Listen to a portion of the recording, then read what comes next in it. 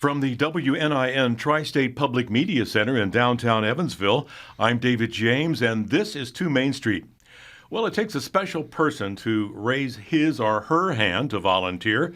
It means you're willing to do something good for someone else, someone you may not even know.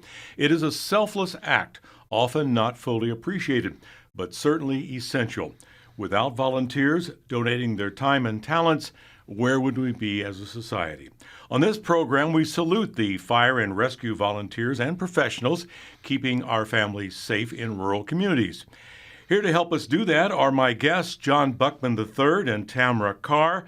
John served 35 years as fire chief of the German Township Volunteer Fire Department, I think on the department for 51 years, I believe. He served 15 years as director of the Fire and Public Safety Academy of the Indiana State Fire Marshal's Office and is past president of the International Association of Fire Chiefs. In 1996, Fire Magazine named John Buckman III Volunteer Fire Chief of the Year. Joining John is his successor at the German Township Fire Department, newly named Fire Chief Tamara Carr. Tamara has been a volunteer firefighter for nearly 20 years, and with a full-time job and 2 children, she just might be one of the busiest women in the tri-state. I think she would agree with that. And history being made at the German Township Fire Department as well. Not only is Tamara Carr the new chief, but her assistant chief is Heather Bennett, making the department the first in Indiana with 2 women at the top leadership posts. So John and Tamara, welcome to 2 Main Street. Now, before we go on with the program, of course, we're recording this just days after this terrible string of tornadoes that ripped across the south and middle of our country, of course, hitting western Kentucky like a bomb, really, destroying Mayfield and some other communities. So this kind of underscores the need for preparedness. And so, Tamara, let's start with you. Let's just kind of get across this important message that we've got to be prepared. Absolutely. Can't say enough about preparedness for an emergency, especially a natural disaster. And this, we've seen this now multiple times, unfortunately. And so you can't stress enough the need for preparedness for these types of events. I do think this one was well publicized. We had weather forecasting on our side for this one. They had told us for days, almost a week probably in advance, that this particular area was in the hot zone for, potentially really bad storm activity. So that was great. It was really nice to have, a heads up. My social media account was buzzing with people talking about staying up, watching the weather, not going to bed in their beds. So, I can't speak necessarily for that western Kentucky area. I don't have a lot of close contacts or friends in that area, but I do know up here in southern Indiana that a lot of people that I'm connected with were very aware of the potential and keeping an eye out for it. So I think that's great. I think it does show that we've learned some things since the November 6th storm. Well, the Evansville metro area wasn't a target zone. I mean, we were on alert. Absolutely. It could have easily happened here as well. So, John, your reaction? Well, I think that the public, when we get all these weather alerts over time, they become complacent and they don't believe it because it doesn't happen. And that's the problem, is don't become complacent. Take action. Every time we hear of a warning, take action. Do what you're supposed to do. Get your food in order, get your shelter in order, acquire supplies, make sure your gas tank is full in the car, batteries are all charged, those kind of things. Don't become complacent and take it for granted as, it just won't happen here. Now, you have contacts in western Kentucky, John? I have just met the new Bowling Green Fire Chief. He was sworn in back in August last Thursday, and talked to him, and they're doing as well as can be expected. Talked to a fire chief just south of Owensboro who responded to the scene and helped remove some of the victims. And the biggest challenge that firefighters, all the public safety people will have, and I should say anybody who was there will have, is how they process this mentally. There's huge issues in the fire service and public safety with not being able to process this kind of stuff. What all the people that were in Kentucky did this week are things normal people are not asked to do. And without preparation, you see things that stick in your mind. And if you start having problems sleeping or anger issues, or a variety of behavioral changes, you need to seek help. Because the volunteer fire departments, these are friends and neighbors of these victims, so they know these people. Absolutely, and that's what hurts even more when you know somebody and they suffer a catastrophic injury or even death. That you're there to try to save their life and you can't, or you're there to try to help them and you get them out, but you still see things that normal people are not supposed to see. Now, you guys represent German Township, and so Tamara, tell us about German Township. What kind of area do you cover? So we are on the northwest side of Evansville. We cover, from just south of New Harmony Road to, I don't know how many miles north of Almost Boonville, New Harmony Road. We cover from that south to north borders, and then east to west, or west to east, we cover from the county line to St. Joe Avenue. So how many people live in German Township, you think? There's about 9,000 according to the census, and primarily a suburban area. Our people like their grass. We don't have sewers, so most houses are built on 2.5 acres. So you've had a lot of brush fires over the years. Yep. Yeah. That's been a common run, I guess. So any major businesses or industries in German Township that you have to cover? I would say our biggest businesses, off the top of my head, not wanting to insult anybody and miss anybody, but None Better Milling is one of our structures. Fehrenbacher Cabinets is in, and then we have a large amount of businesses on the west side of St. Joe Avenue. There's an industrial park there in the Mill Road, St. Joe Avenue area, and we cover all of that. Is Darmstadt in your coverage area? It is not. It's not, okay. Now, of course, you guys have made a lot of fire and emergency runs in your long career. And John, I guess you were with the department for 51 years. Yes, sir. Do you remember that very first run as a volunteer? I do remember that run. It was about 2 o'clock in the afternoon. We were at my mom and dad's house, which is just a block from the fire station. We heard the siren go off on top of the fire station. Right. That's how you were alerted back in those days. You heard the siren go off on top of the fire station. And myself, Jim Feckmeister, and Nick Gossman, we were all together. We were all in the fire department. So we ran over to the fire station. We didn't have a key to the station because when you're under 21, you just didn't have a key. So I had to wait for a firefighter to get there who had a key. We got on the truck and rode out to a grass fire. Okay, that was your first one. Yes, sir. But I'm sure it was very exciting for you guys. It was very exciting, yes. Right. Okay, Tamara, your first fire run. I would say I don't probably remember my very first, but I do have a memory from very early in my career of the first time that I did CPR on somebody, and it was successful, and they got a pulse back and went to the hospital, and that was an event that has stuck with me for, almost 20 years. Well, tell me about that event. It was an elderly lady, and she had suffered a cardiac arrest, and we did CPR in her house, and I can remember her family being, upset, as anyone would be. And, we did our job. We did CPR, we did the ventilation, all the things that you need to do. The ambulance came in and supported us with their various medications that they can have to help restart your heart, as well as the AED to deliver the shocks. And we were able to get a pulse back and transport to the hospital. And that patient, we extended that patient's life. And it's a very rewarding. There's definitely not great, there's always not great things that come with it, but there's a lot of those nuggets that you get to be a part of. And so that one has stuck with me for a very long time. So what motivated you guys to become volunteer firefighters? John?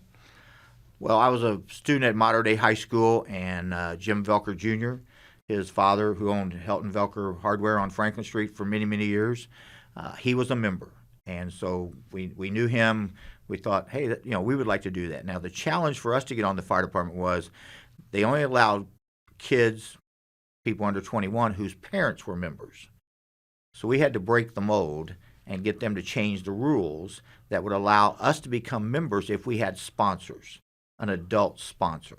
So I had a sponsor named Jerry Compton and Don Johan, and Jerry, both of them served as fire chiefs, And Don is still alive. Jerry passed away about a year ago. But they helped make sure I didn't get in trouble. It sounded like a very select boys club back then, John. It was a boys club for many years. We had our first female. I'm going to say she probably joined in about 84, 85. Then we had a female join named Vivian Pauley, who became an officer. Way back in those days, is like, again, you didn't hear that very often, that you had females become officers, but she actually became what we call a division chief, which would be a third level down from the chief, the assistant chief, and then at the division chief level. So she broke the glass ceiling there at the German Township Fire Department. So Tamara Carr, you're the new chief now of the German Township Fire Department. What motivated you to volunteer? When I was a junior in high school, one of the groups that I was a member of at Wrights High School came out for a tour, a visit type thing. John Buckman was the fire chief at the time and made a presentation. And I remember, excuse me, I remember enjoying the experience, and I had some friends that were in that high school group that were members already, and, deciding that I wanted to do it. I went home and told my parents that I wanted to do it and gave them I think there was basically a permission slip type thing, a consent that they had to sign, and my dad said no. So for my birthday present, my mom signed the paper. So, it's a good story, but I really wanted to do it. And then, I'm the type of person, sometimes if you tell me I can't do it, I want to do it even more. So I have my dad to thank for motivating me a little bit further, of really pushing me to want to make it happen. So he finally come on board and support you? He has, yes. Okay, well, that's good. But David, one of the things that she told me when she joined was, I usually don't do anything more than 2 or 3 years. So I may not hang out very long. And so now she's coming up on 20. Yes. Right after the first year, she'll have her 20 years on. And she's the chief now. Absolutely. Succeeding you. And any other firefighters in your families, guys? Really? No. Yep. You started the tradition here, maybe.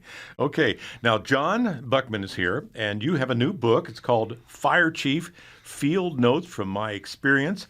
And so what prompted you to write this book, John? Well, this book actually started in 2010. Mm-hmm. I called it Bits and Pieces back then. And Mm-hmm. it was about, it was just notes that I had taken, things that I had learned, things that I listened to somebody say something, thought, I'll do this. Here's an example. On Saturday, I was attending a training session at the Evansville Fire Department Training Tower, and the instructor asked the students, how long is the pike pole on your truck? That's a tool we use to pull ceilings with. And the guys couldn't answer that question. And so I thought, okay, now I have a test.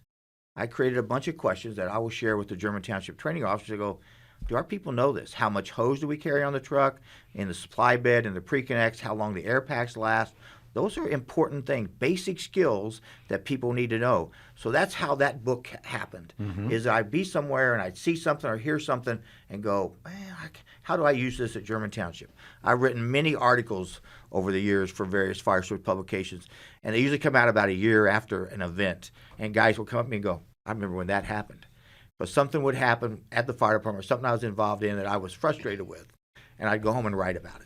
I would just pound it out. Doesn't make any sense. Just use all that frustration and get it out, and then you'd edit it and clean it up. But so I've been very fortunate in being able to write things. I don't know why my brain does that, but it takes what I experienced. That's what the book is trying to do: is take what I've experienced and share some of those ideas and experiences, good and bad, to help people make a better decision today. I know you have a lot of life lessons in this book. It's kind of like a self-help book, John. I didn't know you were into that. Well, I'm into that because 5 years ago I was asked to write a behavioral wellness report. We brought a bunch of, I call PhDers, to Clearwater Beach, Florida for a weekend, and I was the facilitator. And I tell people all the time, I was the dumbest guy in the room, and I had to take what these PhDers said and write it into a national report that was released about 5 years ago, and we just released the update to it the 1st of November. And during that time, I learned so much about behavioral wellness, how it impacts us. And I'm going to use a word that is not used very often, but that is suicide.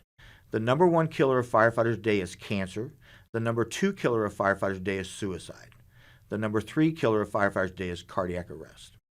Suicide is one of those words that we don't talk about in general society, and we definitely don't talk about it in the fire service because we are Superman.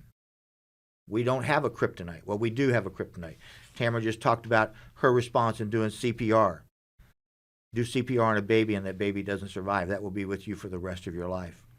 And so that's how I got into behavioral wellness. And I've been doing things, sharing with the fire service. The new report, we hope, will help firefighters do something because people come back from a run, they've been impacted mentally, and they don't process it. And we have to process it.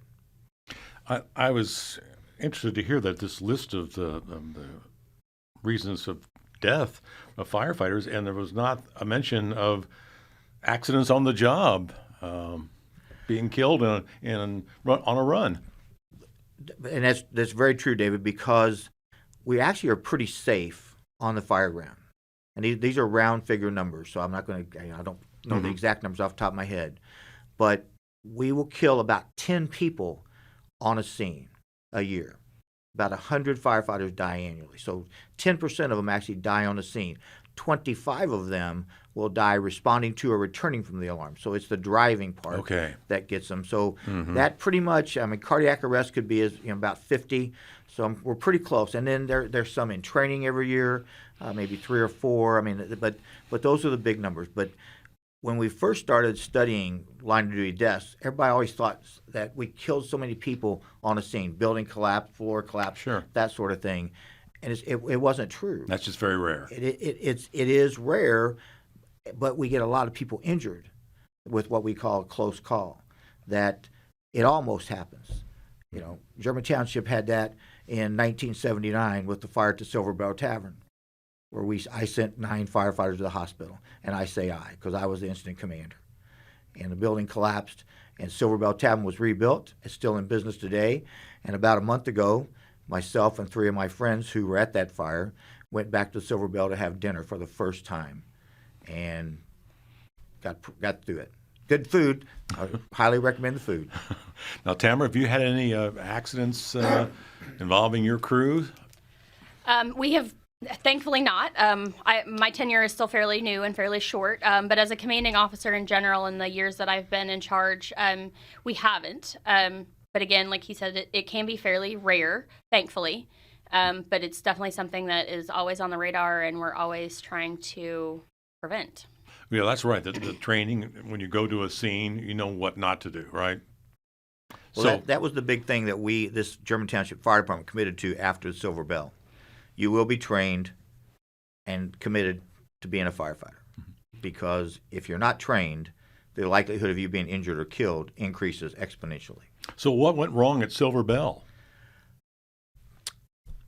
Well, what happened was the mansard roof, which is a decorative material that goes on the outside of the concrete block wall, when we had the fire, or when the fire started, what happens when you heat up a nail? It expands. When the fire department comes in and puts water in that area, what happens to that nail? It contracts. Well, when a nail contracts, it's nailed into a 2x12 that sits on the top of that concrete block. Now that nail is contracting, so now that hole is not holding that nail. You get enough of those nails to contract back, that mansard roof fell from the center out to the sides, and like I said, we had 9 firefighters. About half of them were, half of them were coming out, and then the others were still in the building.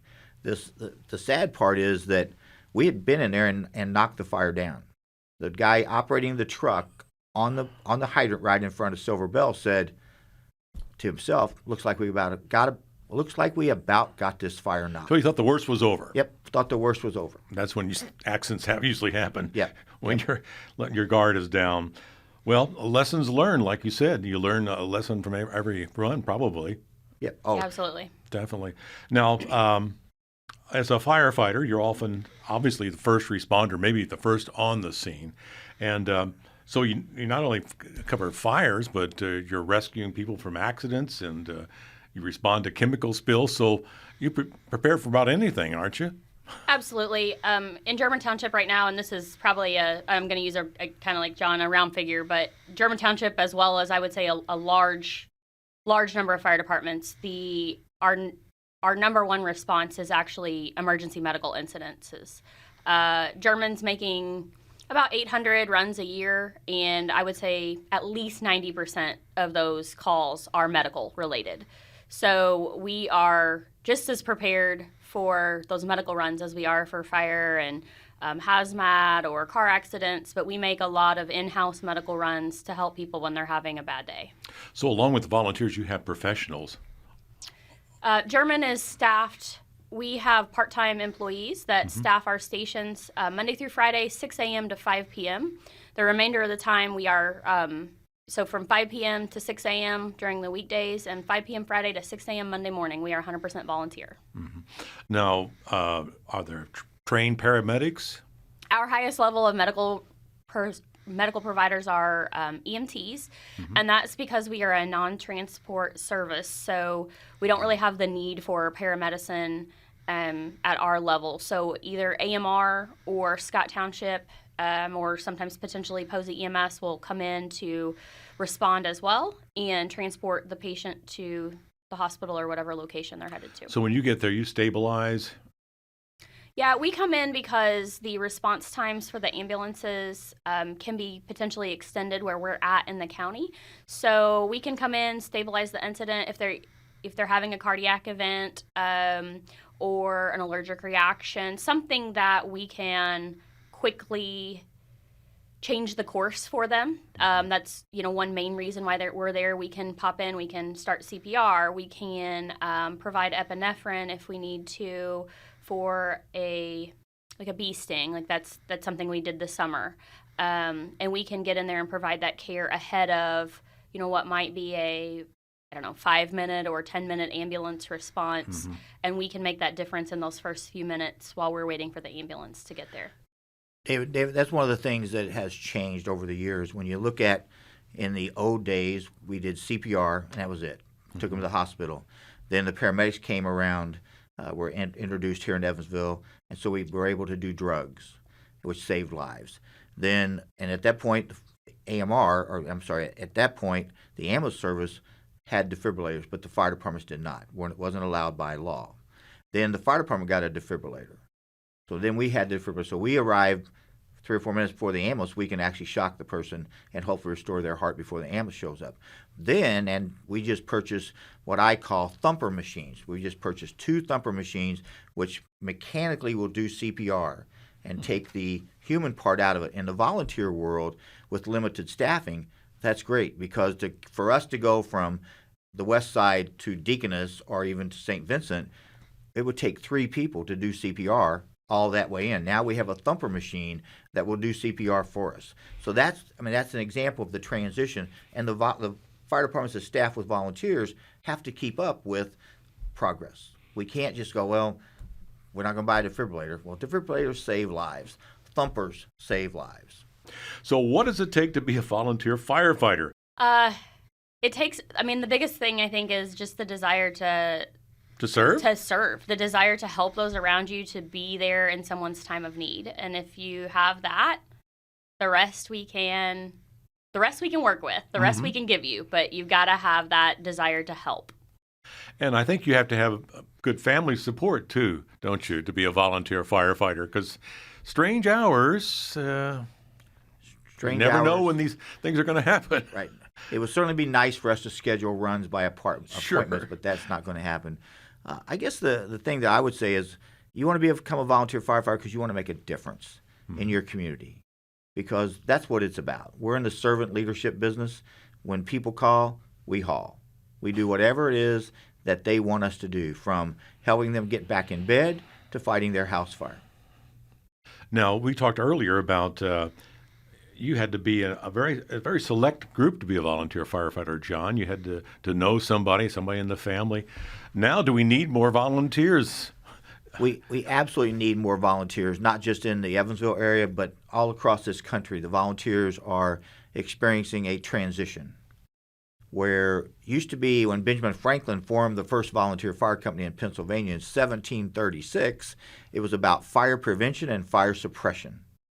Today, we do so much more than just those two things, from emergency medical runs to cardiac arrest to hazardous materials types of events, rope rescue kinds of things. So the public demands more of the fire department today than they did years ago. So we have to prepare ourselves and prepare our people to take care of the people's business. Is there an age limit, Tamara? So for German Township Volunteer Fire Department, we will take members as a cadet starting at age 16. And then the state of Indiana, in order to become certified as a firefighter, you do have to be 18. But we'll go ahead and bring on members as cadets starting at 16. So what does a cadet do? They come to training. They start learning. They help out. They can do some basic things. They're not going to go into what we call an IDLH environment, but we might have them come to a response and do what we call scene support. It might be setting up what we call rehab, getting out water, laying out a tarp, for us to have an area for firefighters coming out to switch their air bottles out, take their contaminated gear off, whatever it might be. They kind of are, to some extent, kind of a jack of all trades, not dangerous. Mm-hmm. So it's an apprenticeship, really. It is. Mm-hmm. It is. And do they become volunteer firefighters then, most of the cadets? Yes. I would say we probably almost have 100% really success rate with, when they join at 16, our 16-year-olds that join want to be there. They want to do something. It's ingrained in them, whether it's because it runs in their family or whether they've been taught that servant leadership in school or church or Boy Scouts or whatever it is that they've been a part of. They've got that drive in them, and they almost 100% of the time make it from a cadet to an active firefighter at 18. How long has that cadet program been around, John? Well, that's what I joined as back then we called them probationary A members. Okay. But that was the same kind of concept, except back in the old days, or back 50 some odd years ago, it was 16 to 21. Today, it's 16 to 18. Mm-hmm. Okay. Now, of course, John, you've been an advocate to improve training procedures, and of course, training involves repetition. I guess you've got to keep doing it until you do it right. And I think at the Indiana Fire Academy, what was your purpose there? Well, I was very lucky in that had the support of Governor Mitch Daniels at the time. It was one of his campaign promises to create a state fire academy system to train firefighters on a consistent basis. And Roger Johnson was the state fire marshal at the time. And the joke is, I was walking by his office one day. He goes, "Hey, you want to be in charge of the fire academy?" And I said, "Sure. Can I have a Crown Vic?" He goes, "Yeah, we'll get you one." I didn't get one for a couple of years, but that was a joke. But Mitch, we wrote a paper for Governor Daniels and presented that to him. And he had a habit that I was told if he doesn't like what he's about to say, he will scratch his chin with his hand. And as he was walking from his desk to the big conference table in his office, he starts scratching his chin. And I'm thinking, oh, my gosh, this kid from Evansville is going to try to convince the governor that it's the thing to do. Well, he read my report, but he took my request for $4 million and multiplied it times 10. And when we sit down, he goes, "John, I'm not sure. I wasn't sure that this was going to cost this much money when I asked you to do this." I said, "Sir, $4 million is a lot of money, but it's not that much money." And he said, $4 million, and the story went on, and so he accepted the paper and the concept. So we started building a system. There was not a system before that. So it was, again, one of those things that I've been very lucky and able to start the Fire Academy training system, and fortunate to be able to serve in that role for 15 years. So Tamara Carr, you're the fire chief now. Are there many female fire chiefs at volunteer fire departments across the state? Not that I know of. Like John had said in the previous segment, that we do believe that myself and Heather are the first female Adam 1 and Adam 2 pair. But I don't believe there are a ton. There definitely are not a lot either. In the grand scheme of the number of fire chiefs, I don't know what the percentage would be, but I would say it's probably, unfortunately, still a little low. So do you encourage women to get involved? Absolutely. with a daughter at home especially, but I think that women have a place anywhere a man has a place at. So I also think that we bring a different perspective to the table that is needed, especially in a fire service that is promoting mental health and wellness, and a fire service that's promoting general health and wellness, encouraging people to get their physicals and take care of themselves, and not to be overly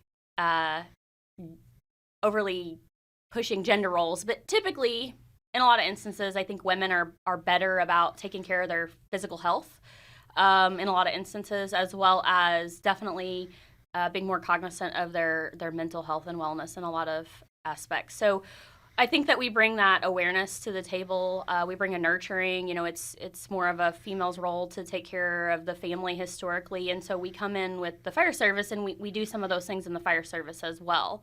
And we do bring a different perspective, I think, than kind of historically that the man's perspective might be. Now, you have a full-time job as well. I do. And you have a family at home. I do. And you're the fire chief. I am. How do you balance all that? So I am a mechanical engineer, graduated from the University of Evansville, and I work for Reckitt, which was the former Mead Johnson Nutrition.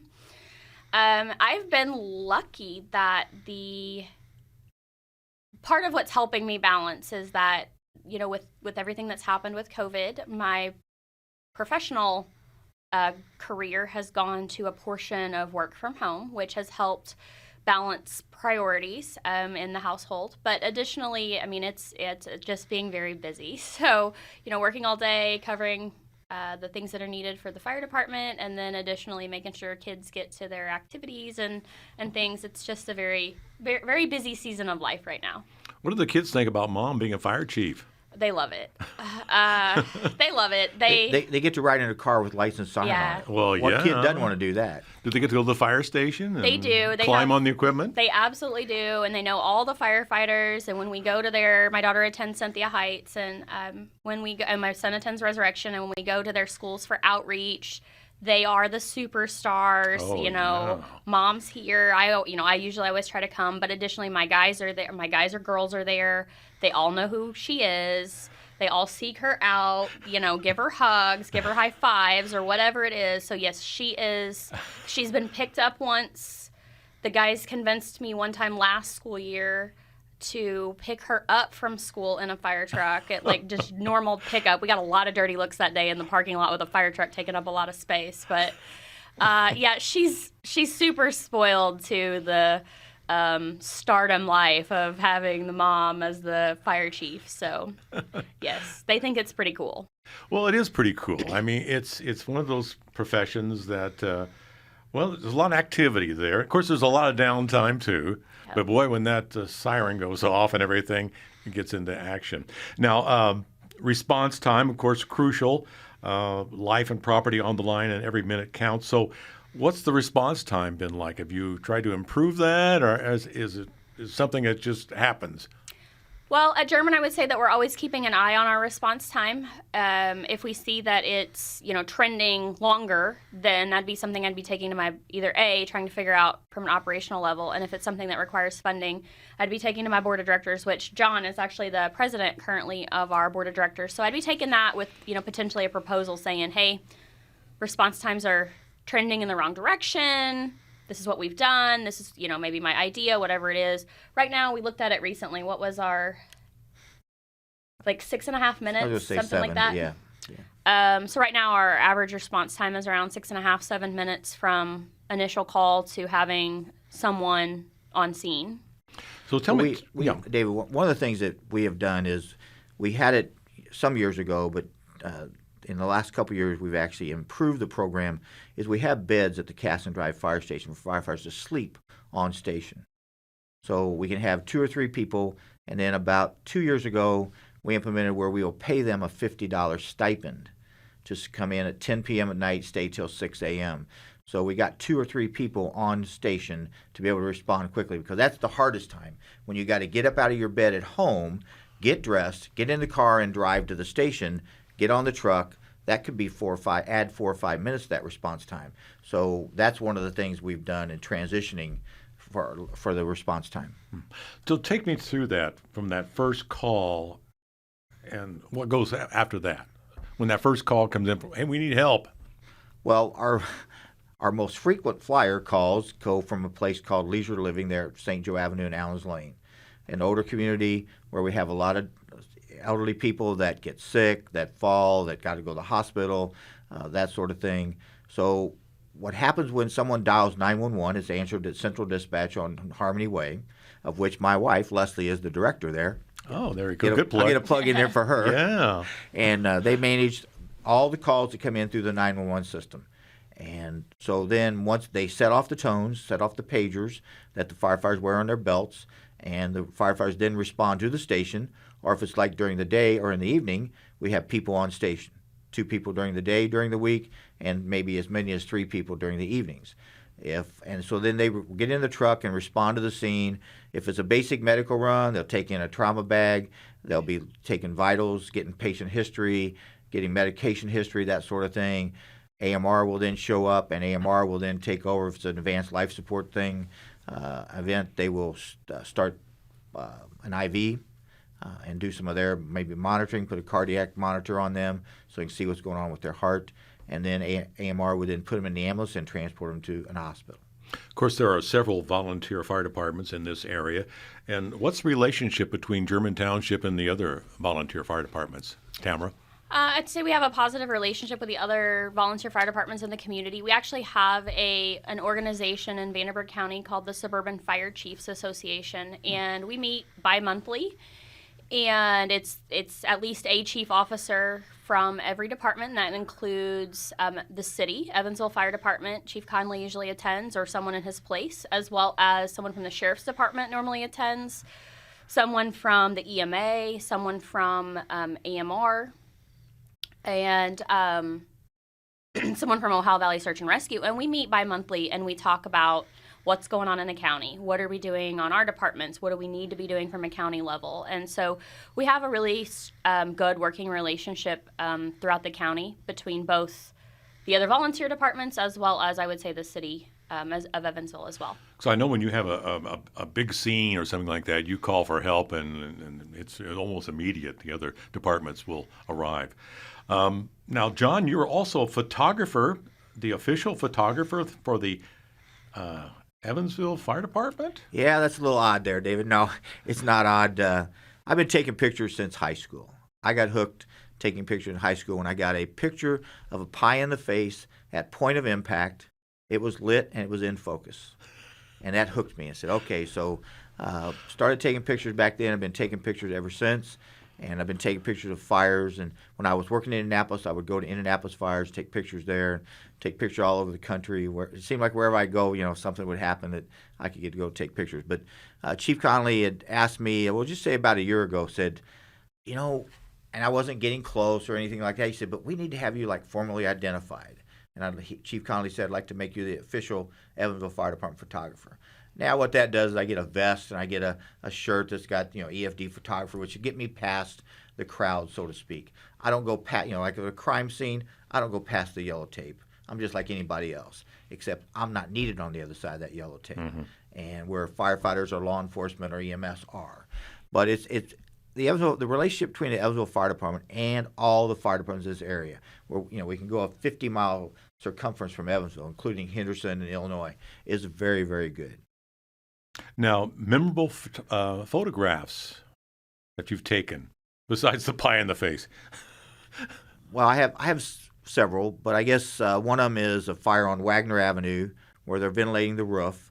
And as soon as they get the ventilation occurred, flames start licking out that roof at about 6 foot, filling up the hole, and there's a firefighter on the ladder right there. So that's one of my good pictures. Now, you have a lot of pictures in your book. Yes, sir. Are those ones you've taken? They are all ones. Well, there is one in there that my wife took. Okay. At the Leisure Living Fire.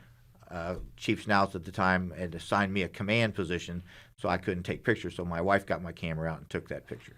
And John, also, I kind of overlooked this part. You were installed as president of the International Association of Fire Chiefs, and that was around the time of 9/11, the terrorist attacks? Yeah, I was installed about 20 days before 9/11 occurred, September 11th, September 9th, 2001 occurred. September 11th, 2001. I'll get that right. 20 years ago.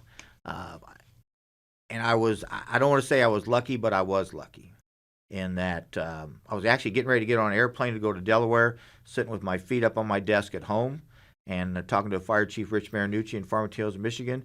And he said, turn on the TV. And I said, how does a fire get that big in New York City in daylight hours? And about a minute or two later, the second plane hit the second tower.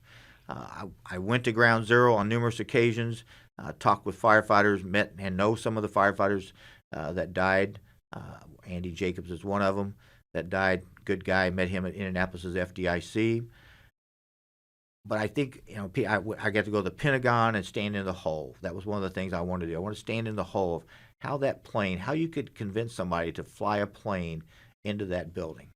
And couldn't do that at New York City, but could do that there. But I say this in a bragging way, but it is Ronnie Coleman, former state fire marshal in California, told me, if you did it, it's not bragging, it's a fact. But what I was most proud of is I testified before Congress 5 times. I had 7 opportunities. I gave 2 away to somebody else to do that. And no other fire chief in the United States has ever got to testify before the United States Congress 5 times. So what did you talk about? We talked about the need for equipment, training.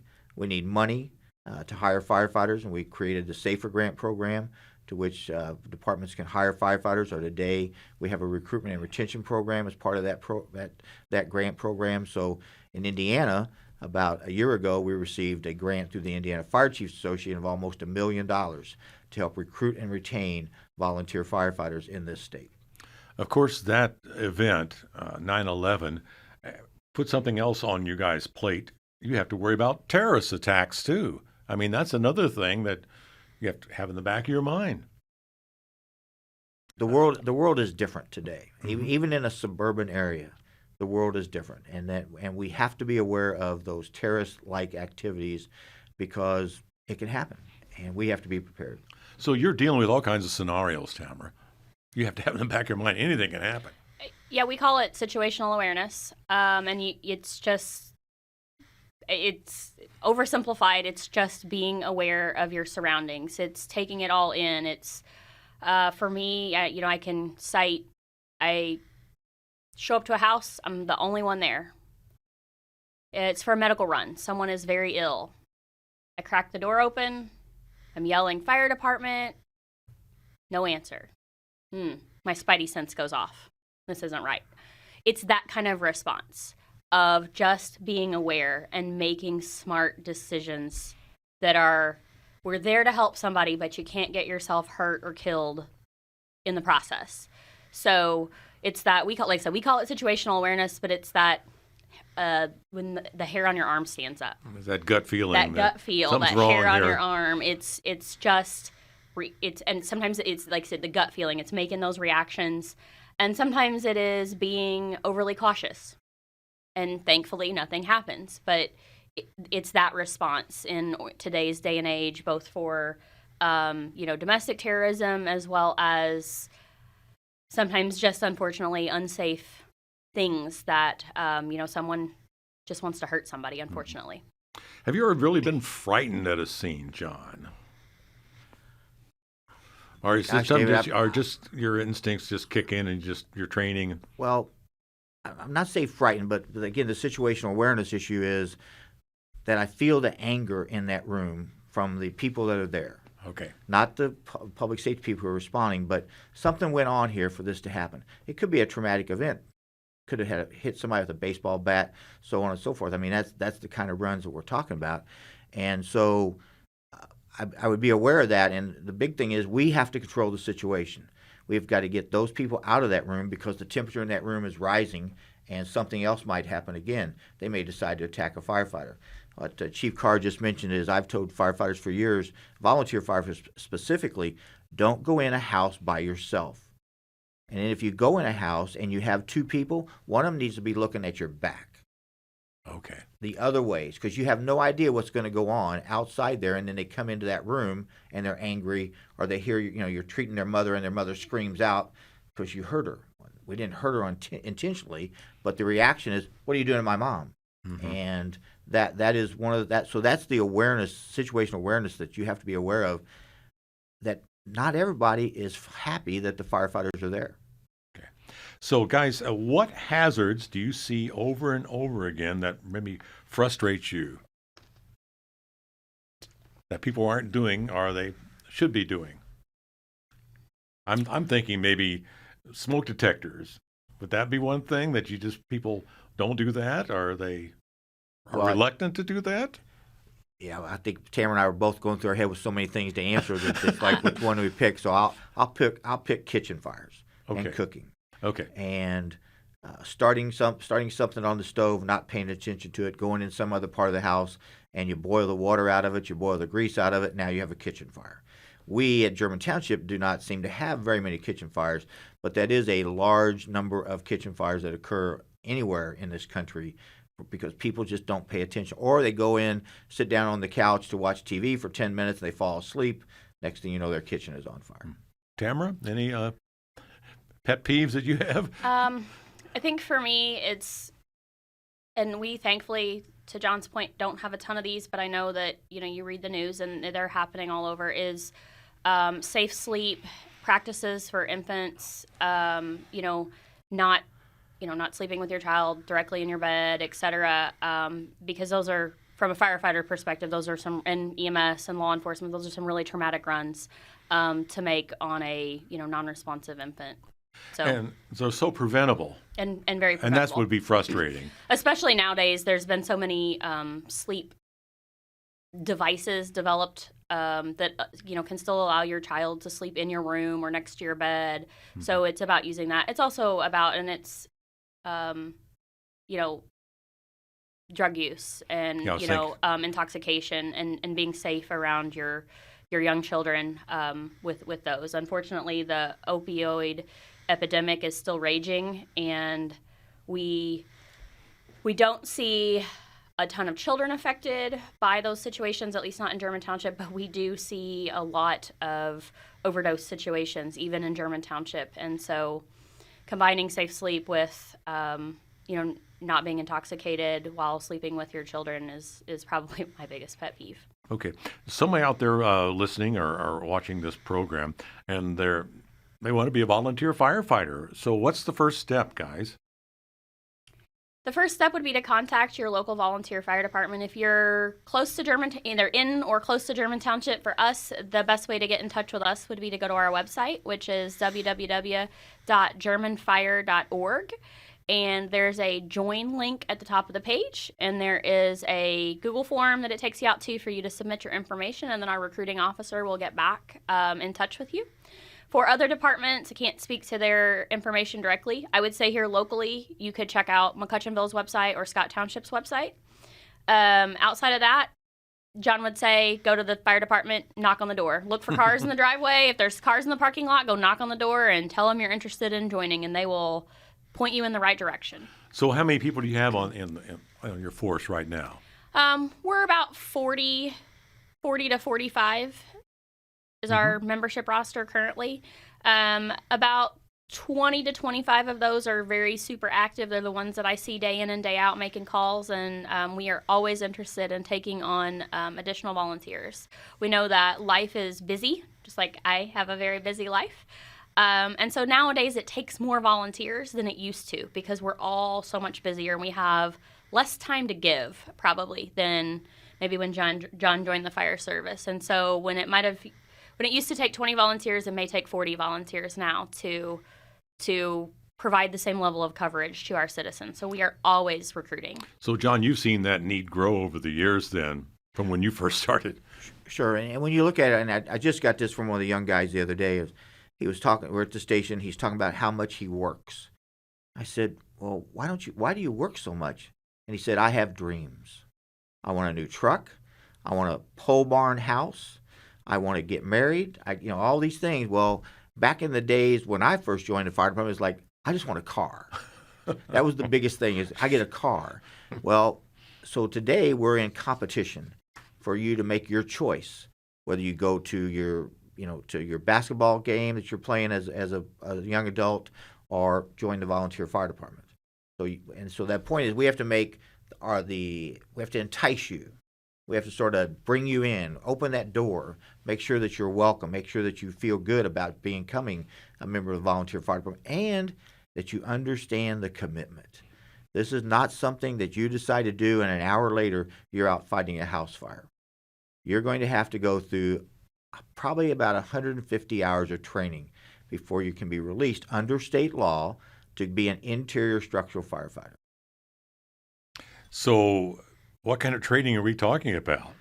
Well, we're talking about all kinds of training from hoses, ladders, water, operating equipment, wearing SCBA, search and rescue, forcible entry, climbing ladders, all those kind of things. That's part of that, what we call basic training program. It is a commitment, isn't it, Tamara? It absolutely is. Anything that you see, like a professional city fire department do, we as volunteers are also expected to do, but we do it with unpaid members. So it's certainly a challenge, but it's also very rewarding. Yeah, the rewarding part of it, I think, is what you want to get across to people. It's very rewarding. Like I said, if you are driven by that sense of help and sense of helping someone, and then additionally, it's a family. We just had our holiday gathering last night, and there was almost 40 of us in the room, ranging from folks like John, who have been around for 50 years or who have served in the 80s, to, guys that are 17, 18 years old, and we can all get together and talk about the things that we have in common, because we have a lot of things in common on the fire department. And it is an absolute second family that you get in addition to those rewarding moments from helping those around you. So how can a person who can't put on a uniform and do all that training support their local volunteer fire department? Well, there are lots of ways to do that. From an administrative standpoint, you might be able to help get the mail, help process the mail. Fire departments that do fund drive get checks in the mail, so you got to open those things. You can do computer work. You can help with keeping records. Maybe even be financial records, but we have to maintain an inventory of all the apparatus, equipment on the apparatus. We have to maintain an inventory of all the protective clothing that we give them out, because it has to be inspected every 6 months to make sure it's still wearable inside a burning building, it has not deteriorated. So there are lots of administrative ways to do, as well as you could also respond to calls, and Chief Carr mentioned this earlier, in a non-emergency type of area, help change air bottles, start generators, get equipment off trucks and carry it up to the hot zone. That would be the most dangerous area. So there are lots of things to do. It's just not about being an interior structural firefighter. And you can also send a check. Absolutely. Donations are always welcome and put to good use. Running a fire department is probably more costly than most constituents would guess. We typically have tried to have an open house annually and set out price tags on our equipment. That's a good idea. The awareness of, a set of coat and pants that's required to go into a structure fire is, I don't know, $4,500. I would say close to $5,000 for that set is eye-opening. To an air pack is $7,000. So that's one person. $4,500, and the air tank on your back is $7,000. That's not counting your boots. That's not counting your boots are $300. Your helmet's $300. It's an expensive business to run. So, yes, your tax money goes to benefit your volunteer fire departments in many instances, but we need additional donations to provide the high level of services that you expect. And the price tag for these fire trucks is incredible. Oh, David, Evansville just put an aerial ladder in service in the last year. I think the cost was over $800,000. We put a rescue squad engine rescue in service about 2 years ago, and it was like $750,000. Trucks that we bought 20 years ago cost $450,000. So the price hasn't went up that much, but it has went up significantly. And anytime you're talking about buying an aerial ladder, which German Township doesn't have one, but Perry has one, McCutchew has two, and Scott has one, you're talking over $1 million for one truck. My goodness. And the other thing about the cost, we just had a large commercial fire that gear was damaged. Over 10 sets of gear was chemically damaged. And so we fortunately have insurance to help us pay for that, to have it professionally cleaned and professionally inspected, so that we're not allowing those members to wear gear that is contaminated with some kind of hazardous material. So that's something else that we didn't do 10 years ago. We probably have only been doing that for 5 years. We wash our gear. We have what's called an extractor at the fire station, so we can extract all the poisons out of the gear that you contracted while you're inside a burning building. Lot to take in there. Well, Absolutely. guys, this has been very informative. My guests have been two dedicated firefighters, Tamara Carr and John Buckman III. John has a new book about his many years. It's just called Fire Chief, his field notes. You might want to check that out. Guys, thanks for your service to this community and encouraging others to get involved. I'm David James, and this is 2 Main Street, presented by Jeffrey Berger of Berger Wealth Services at Bayard Private Wealth Management. Again, thanks a lot.